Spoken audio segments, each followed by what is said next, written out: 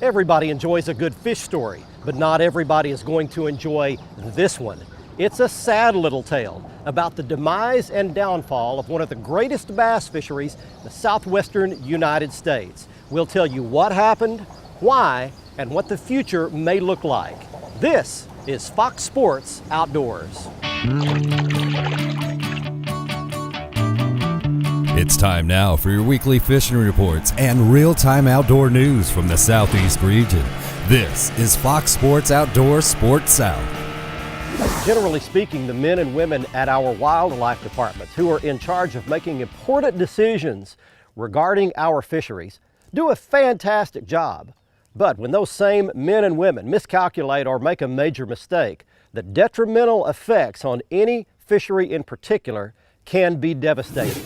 I'd like to welcome you in to Lake Austin. It's a beautiful 20-mile stretch of the Colorado River running right through the southern part of Austin, Texas. Something major has happened here over the last 2 years that has had a tremendous negative impact on the bass fishery here. On this week's episode, we tell you that story, not necessarily to say anything negative about any particular Parks and Wildlife department. Our department here in Texas does a great job in general, but to warn you about what can happen and so that you can keep an eye on your local fishery in your area. While we're doing that, we're taking you around your local region for your favorite fishing reports from your lakes, rivers, and bays in your own backyard from our team of expert insider reporters. We've also got the Coast to Catch of the Week. The Academy Right Stuff will show you some gear and a whole lot more. You're in for some excitement the next half hour, but right now we get it started back at the FSN studio and your weekend planner. The Salooner tables are indicating good game fish activity over both days of the weekend. The best daylight action should begin in the mornings at 9:46 on Saturday and 10:29 on Sunday. Look for the sun to rise at 6:39 and set at 8:10. And evenings should be bright with a full moon on Sunday. Stay with us. We'll be right back with freshwater and coastal fishing updates from around the region. Plus, Mike Iaconelli joins us to answer this week's Ask the Pro question about landing big bass. Fox Sports Outdoors is brought to you by Tracker Boats. It's more than just a boat, it's a tracker. By Costa Sunglasses, see what's out there. By Mercury Marine, official outboard of Fox Sports Outdoors. And by Lowrance Electronics, find, navigate, dominate.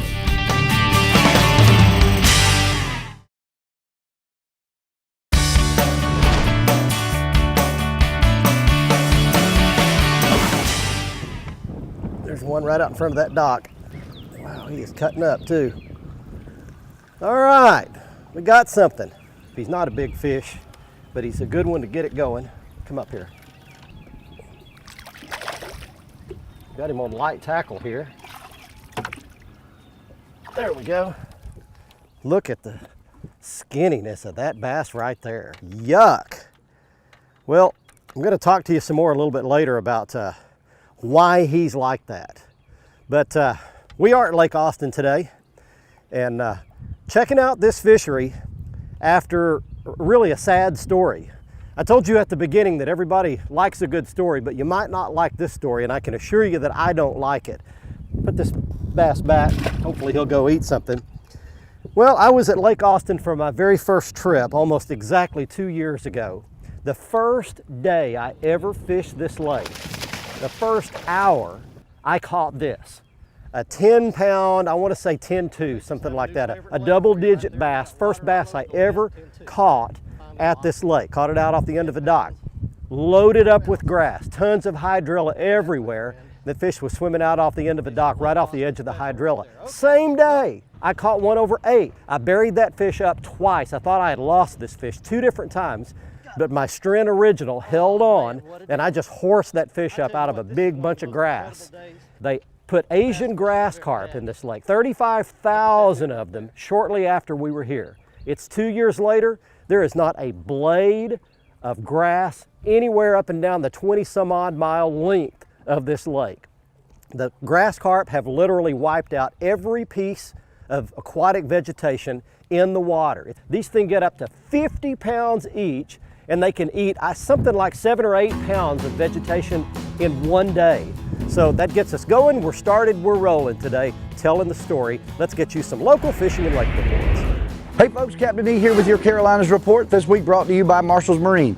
Located in Lake City and Georgetown, South Carolina, we're your bass boat leader since 1969. For all your nitro and bass tracker needs and for family-friendly fun, visit our partners at www.marshallsmarine.com. Our recent college FLW championship was contested over on Lake Murray just outside of Columbia, where the hometown South Carolina Gamecocks came away victorious. A great 3 days of consistent fishing landed them with a 53.4-pound bag of fish and came away with the national championship title. And also in the crappie side of things, they're starting to come out of that spawning mode, but still hearing some great catches. Chartreuse, jigs, and shiners again are the go-to baits right now. Float them under a cork and get ready for some great action. The striped bass along the Carolinas from Lake Greenwood, Lake Kiowee, Lake Norman, Lake Wateree, Lake Murray. The striped bass are out there. Get out right now. Jason Bennett over on Lake Murray tells me that again, he's out there in the mornings pulling planer boards with live shad and having great success catching 20 to 30 fish on a 4-hour trip. Over in the saltwater side of things, we got some great action going on too. The flounders are back in the creeks. They're starting to come in. We're starting to get the bigger fish moving in. Get out with a Gulp Natural New Penny White. Fished on a 3/8 ounce jig head. Fish your normal holes, your normal areas, get into the rips where the current is, throw that Gulp out there and work it, keeping your rod tip up. Work that Gulp back to the boat. You're gonna have some great success with these artificials targeting those flounder this time of the year. Also, the redfish are starting to break up. They're not in those schools anymore. That schooling pattern is out. They are broken up and you're starting to see some fish moving into the flats. The offshore side of things, again, that water temperature's warming up. We've got the eddies coming in. We've got tuna, wahoo, and dolphin starting to come to the scales in large numbers. Dolphin bite is turning on. We've got some weed lines forming out there, and you know it's that time of the year to get out, head to the Gulf Stream.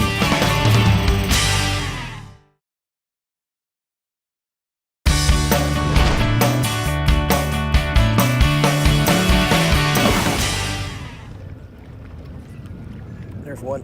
Bite me down there, you rascal. Boy, he was down there deep too.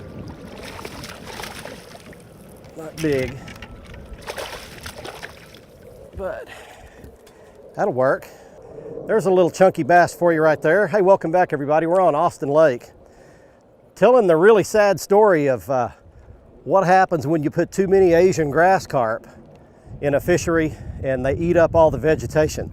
That's just a little bit of a skinny fish right there, nothing big. We'll let him go back. Let's talk a little bit about why the fish get skinny and why they lose some of their fat healthiness when grass and aquatic vegetation is killed out or eaten out by grass carp. And what it does is it makes it harder for the fish to feed. There's plenty of bait fish in this lake and there's plenty of bass, but the problem is there's not a lot of ambush points. That grass, when it was here, provides lots of little cuts and little coves and little drop-offs and little points sticking out. It's not even. It was very uneven. Hydrilla's always that way. And it gives those bass a place to hide right up next to a little grass ledge and then run out and grab an ambush bait as it swims by. Shad, minnows, crawfish, anything that swims by. When you lose that cover, the fish really become nomadic. It's harder for the fish to feed and they can't just fatten up and grow as fast as they would otherwise when there's cover. So here's a little piece of advice. Keep tabs on your wildlife department. Find out if they're putting grass carp in your state, in your county, in your region, and make your voice heard and let them know that you oppose especially large numbers of these grass carp put in. They can really devastate a fishery. Let's get you some more fishing and lake reports from where you live. This portion of the show is brought to you by the state of Mississippi, where fishing fun is year-round and where the Mississippi Gulf Coast offers some of the best inshore angling and offshore adventures anywhere in the world. So start your fishing adventure in the true South, Mississippi. Well, spring rain may be great for flowers and lawns and gardens, but it's making it tough along the inshore waters of the Southeast. But there's still some fish to be caught. I was talking to some friends of mine along the Georgia coast, and they're fishing deeper water, clear water, closer to the open Atlantic and the lower sounds, and they're fishing live baits, natural baits. For reds, you want dead shrimp or live shrimp. Small live mullet or mud minnows also work great. The trout fishing has been tough. Most of that fishing during low water has been in 10 to 15 feet of water. When the tide comes up, those fish tend to move up a little bit. With clear water, 3 to 5 feet is a good depth for trout. In Mississippi, I've talked to Captain Sonny Schindler. He's also had the same problems with muddy water and lots of rain. But Sonny and his anglers dress for the rain with rain gear, and they hang in there fishing natural baits, dead baits on the bottom. They're looking for the clearest water they can find. They want good tide flow, and they're catching drum and some redfish.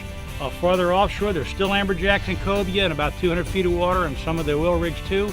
In Alabama, I was talking to my friend Captain Kevin Olmstead. He had great trout fishing before the bad weather hit. He was catching a lot of fish in shallower parts of the bay, but now that the water has dirtied, they've moved further down into the open part of the bay toward the Gulf, and he's catching some fish, fishing very slow and methodical with live shrimp with just a piece of split shot to keep it deep, free-landing those shrimp in about 10 to 18 feet of water, and he's catching fish that way. Welcome to this week's Alabama, Georgia, and Mississippi Freshwater Fishing Report. This update is sponsored by Jimmy Jacobs Outdoor Adventures, your source for guidebooks to fishing and hiking in the Southeast. Visit our website at www.jimmyjacobsoutdoors.com. We've now reached the end of April, and the fishing is just getting better and better throughout the Deep South. Regardless of the species you're after, there should be some fish biting in your area. If that area happens to be in West Mississippi, the Mississippi River is the place to be for some big flathead catfish action. Snow melt up north and spring rains have got the big river out of its banks and into the forest along the shore. The bait fish follow that water into the woodlands, and the flathead catfish move in after the bait. Locals favor using live bait, and some of the good ones are goldfish, shiners, and bullheads. You need some stout gear for this fishing because the flatheads often run to 30 pounds and occasionally you'll get a 60-pounder. Medium to heavy saltwater rods and reels work well for this fishing, and the line should be no lighter than 60-pound test. The crappie spawn is also still taking place across the region. In Alabama, Miller's Ferry Lake on the Alabama River near Camden is a good place for these fish. Biologist surveys recently have shown a good population of keepers with some fish up to 2 pounds. You want to target the downed timber along the shore, and particularly if it's a tree with a full crown under the water. The area to be fishing is from Chillihatchee Creek down to the dam. Now the same kind of action can be found on Georgia's Clarks Hill Lake on the South Carolina border. Here you want to target Soap, Grays, Pistol, and Newfound Creek arms, or you also might want to try the Little River around the Raysville Marina. Fox Sports Outdoors is brought to you by Academy Sports and Outdoors. Right stuff, low price, every day. Buy Lose, setting a new standard of fishing performance. Feel the difference. By Gene LaRue and Bobby Garland Lures. With our baits, a good day of fishing is in the bag. And by Stren Fishing Lines, the standard of dependability.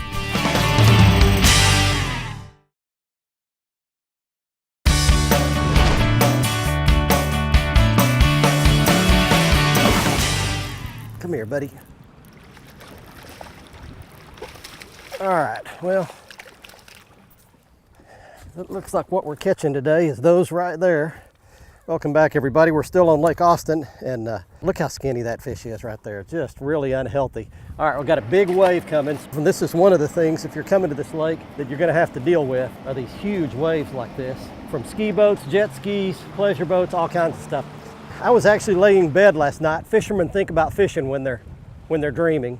But I was thinking about where these fish might be. If the grass is gone, and over there on that shallow side of the lake, where the 8-10 foot sand flats are, that's where all the hydrilla used to be. If that's all gone, where's the next best place that a fish could go? Well, the first place would be a dock, and there's docks just lining this lake on both sides, and there are a lot of fish that get caught off docks. But the other thing I thought of was over here on the opposite deep side of the lake, you've got a lot of deep rocky banks with some cypress trees on them. You can see these right here behind us, and that's the next best cover they can find. So right there up against the bank, it's real shallow, and then it falls straight off, and I'm looking at 20 feet of water. I saw one of the Bassmaster Pro anglers that was living in this area, fishing here just a few weeks ago, caught a 12-4 on a big swim bait, just on this kind of cover right here on the rock ledge, deep side of the lake. That's where most of the fish seem to be hanging out, but I can't get a good one to bite. I'll keep after it and see what happens. While I'm doing that though, you get some more fishing and lake reports. Hey guys, everybody knows that Stormer is the industry leader in foul weather gear, but what you might not know is they also offer top of the line performance wear, such as these long sleeve shirts, caps, and other accessories. It's moisture wicking material, it's UV protectant. Go to stormerusa.com and figure out how they can show you how to control the elements. I don't have a lot of time to take you through individual lakes, but what I do want to talk about is what most of the region is facing right now, and that is high water. So here's what I want you to think about. First of all, the shellcracker and bluegill bite should start full swing any day now, especially when you can find new water over cut, mowed, manicured grass. Obviously, be respectful of people's property if you're fishing in their yard, but that is a wonderful time to just absolutely wreck the shellcrackers and the bluegill. Catfish are wide open in Tennessee and Kentucky right now. They're full-blown spawn. Find you a deep, rocky spot that's got current and a channel nearby to it, but they're shallow rocks. Everything's got water on it right now, so you shouldn't have any trouble finding that. Let's talk bass fishing real quick. The fish are in all three phases: pre-spawn, full-blown spawn, and some are even post-spawn.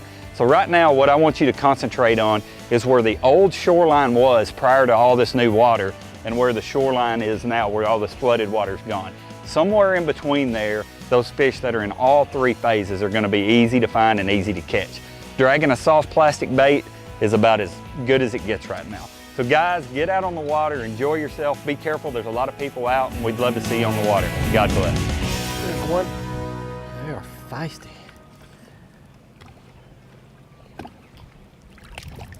There he is. Got it. All right, well, there's one more, and that is another skinny, unhealthy looking fish. Well, we're about to wrap it up, and I want to tell you something. It has been one frustrating couple of days right here on Lake Austin. That's just the typical fish for what we've caught. That's a 2.5 pound fish that should weigh about 3.5. And he's just very skinny. And what we found here is you've got to do one of two things. If you want to just get bit, just catch a few fish, then you can do that just by throwing a little spinning rod, and you can throw a little grub or a swim bait. I'll show you some of this here in just a second on the Academy Right Stuff. If you want to try to catch a big fish though, and there's a few big fish still swimming around, you can do that on a big swim bait. And I'll show you a shot here. I ran across a young man here who's here actually visiting from California here in Austin, and he did tell us that he's catching a few big fish here. He's showing you one here that he caught today, caught it on a big swim bait, but you have to be so patient. You can fish all day long throwing that swim bait up against the shoreline, up against these rocks, and you might get 2 or 3 bites all day long, but it's probably going to be a better quality fish. Here's the hope for the future though. These grass carp only live about 5 years. That's their lifespan. They've already been in here a couple of years. So in about another 3 years, these things will start dying off. Hopefully they won't stock anymore, and then maybe some of this hydrilla and grass can begin growing back in this lake. And when it does, I think these fish will fatten up. They'll become a little easier to catch, and I think the fishery will come back.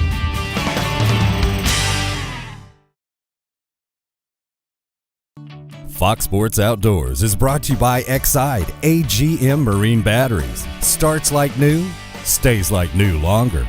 By Motor Guide Trolling Motors. Introducing the XI5 for ultimate boat control. And by Nitro Performance Fishing Boats. Champions aren't born, they're made. Welcome back, everyone. It's time for the Ask the Pro segment, where viewers get expert insights from professional anglers. This week's question comes from Rob, who asks, what are some tips for landing a monster bass? For the answer, we checked with 2006 Angler of the Year, Mike Iaconelli. There's a lot of tips. I tell you, the one I have is I actually use the boat to help land the fish. A lot of times a big fish, he's either going to get away in the very beginning or when he gets close to the boat. You know, everybody, your heart's pumping, you're nervous, gets near the boat. That's your best chance of losing that fish. I actually use the boat as a shield. You know, you hear a lot about letting the fish dive. I purposely want that fish to get under my boat. And when I get under the boat, he looks up and he doesn't have that tendency to jump because he sees something over his head. So he fights softer, he doesn't jump. And then once I get him toward the top, I actually pin that fish to the boat. So I'm using my boat as a landing tool. Thanks, Mike. If you have something to ask one of the pros, simply visit our website and follow the Ask the Pro link to submit your question. Now, someone's going to win a new pair of sunglasses on the Costa Catch of the Week. Each week, someone wins free Costa sunglasses here on the Costa Catch of the Week. This week's winner is Shane Jackson of Arlington, Tennessee, showing off an 8-pound largemouth bass he caught at Garner Lake just outside Memphis, Tennessee.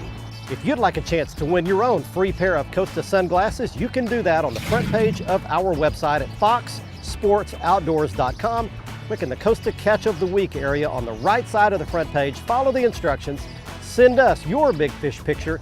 You might be our next winner. And you can see all of the Costa frame and lens styles, the Costa website. Go back to the front page of our site, click on the Costa logo, take you straight to their site. You can see everything there, including the frame style I was wearing on this week's episode called Manta. Next up on the Academy Right Stuff, it's the right gear. If you'd like to come to Lake Austin and catch some of these fish, you need to make a choice. As we mentioned, you can either go light with a spinning rod, catch some of the smaller fish. This is the Lew's Custom Series Speed Stick. This is the Magnum spinning rod. Or if you want to throw the big swim bait, you go with the bigger, heavier 7.5 foot Lew's Custom Series Speed Stick. This is the Magnum casting rod. We'll show you the 3 baits that we used today. First of all, to catch the smaller fish on the spinning outfit, we used a Jean LaRue Rally Grub. That's the grub at the bottom left. And we also used a little Jean LaRue Tattletale Worm at the top of your screen. We Texas rigged that. Then the bottom right is the big swim bait. That's a big, I think it's 1.5 ounces swim bait, and it's about 6 inches long. This week's Stuff That Matters comes with a little bit of a disclaimer. Now, you may well know, if you follow the sport of professional bass fishing, about Randy Howell's big come-from-behind win, the 2014 Bassmasters Classic at Guntersville Lake in Alabama. But what you may not know is the real backstory as to how it happened. The disclaimer is this: if you're easily offended by someone's faith in God, you probably don't want to watch this. But if you'd like to see something really captivating, you can see the entire story in a video that we've posted on the front page of our website at foxsportsoutdoors.com. And then after it leaves the front page, it will always be available in the how-to video section. You can link to that, past episodes, and more video here on the front page of our website. I hope you enjoyed our trip today to Lake Austin. It's a little bit of a sad story as to what's happened here in the last 2 years. The fishery is definitely struggling. However, some of these grass carp die out over the next few years and they're not restocked. I think the fishery will improve when the grass starts coming back. Hey, don't forget to join us for next week's episode of the show. We'll be on in our normal time slot at 6 p.m. Thursday, with the repeat airing Sunday morning at 8:30. And you can always see the latest episode of our show 24/7 right on the front page of our website. You can also get lots of free gear and see all the latest fish pictures and fish videos that you'll never see here on the show on our Twitter feed, the Twitter address you see there on your screen. We're also up on Facebook with lots of photos, videos, and fishing information as well. From Lake Austin, Texas, until next week, I'm Barry Stokes. Be safe, have fun. Bye-bye, y'all.